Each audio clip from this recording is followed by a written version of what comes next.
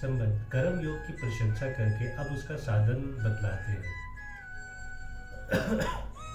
अरुषोमुर ने योग कर्म कारण मुच्यते योगारूढ़स्य तस् ये शम कारण मुच्यते।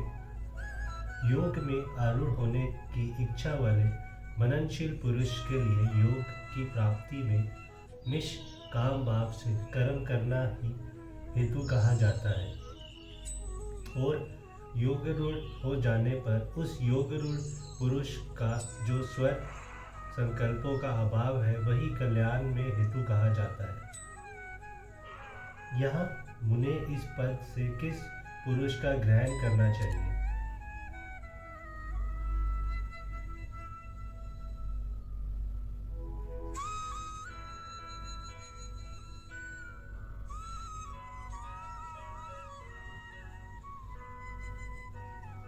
मुने ये पद यहाँ उस पुरुष के लिए विशेषण रूप से आया है जो परमात्मा की प्राप्ति में हेतु रूप योग रूढ़ अवस्थाओं को प्राप्त करना चाहता है। अतएव इससे स्वभाव से ही परमात्मा के स्वरूप का चिंतन करने वाला मनशील साधक का ग्रहण करना चाहिए।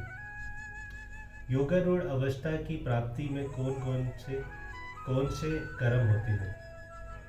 वन, आश्रम और अपनी स्थिति के अनुकूल जितने भी शास्त्र विहित कर्म हैं, फल और आस्तिक का त्याग करके किए जाने पर वह सभी योग रूढ़ अवस्था की प्राप्ति में हेतु हो सकते हैं।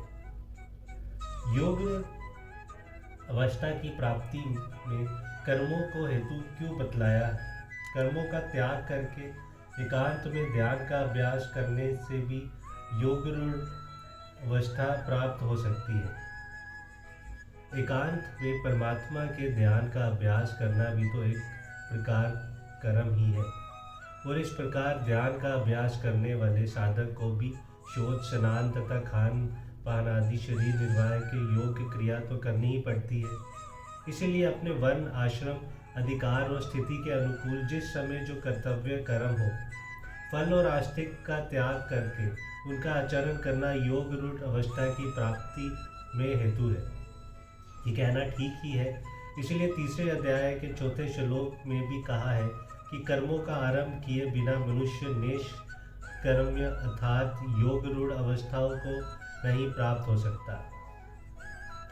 यहाँ शम इस पद का अर्थ स्वरूपता क्रियाओं का त्याग न मानकर स्वर्ग संकल्पों का अभाव क्यों माना गया है? दूसरे और चौथे श्लोक में संकल्पों के त्याग का प्रकरण है। शम पद अर्थ भी मन को वश में करके शांत करना होता है।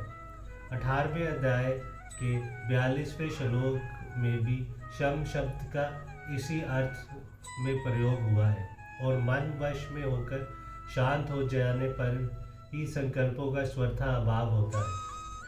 इसके अतिरिक्त कर्मों का स्वरूप स्वतः त्याग हो भी नहीं सकता। अतएव यह शम का अर्थ सर्व संकल्पों का अभाव मानना ही ठीक है।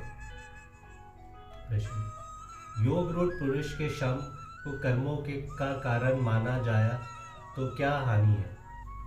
शम शब्द सर्व संकल्पों के अभाव रूप शांति का वाचक है, इसीलिए वे कर्म का कारण नहीं बन सकता।